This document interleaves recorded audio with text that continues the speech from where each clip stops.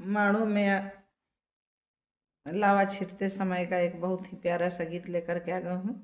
मैं रीता देवी। आशा है आप लोगों को अच्छा लगेगा। अगर अच्छा लगे तो कमेंट बॉक्स में बताइए।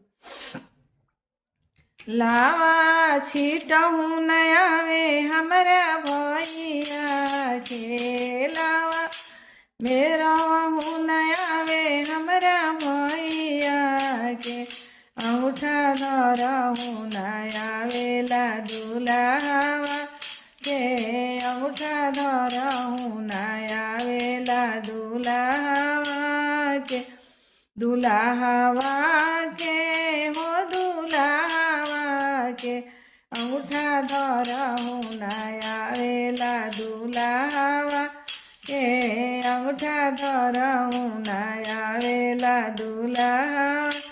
हथवा धोई के बता दो हमरा भैया के, हथवा धोई के बता दो हमरा भैया के, कनवा धोई के बता दो दुलावा के, कनवा धोई के बता दो दुलावा के।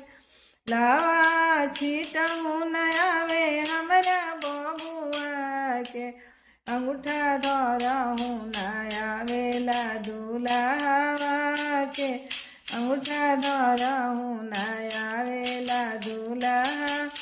हथवा धोई के बता दो हमरा बबुआ के, हथवा धोई के बता दो हमरा बबुआ के, कनवा धोई के समझा दो दुलावा के, कनवा धोई समझा दो दुलावा के।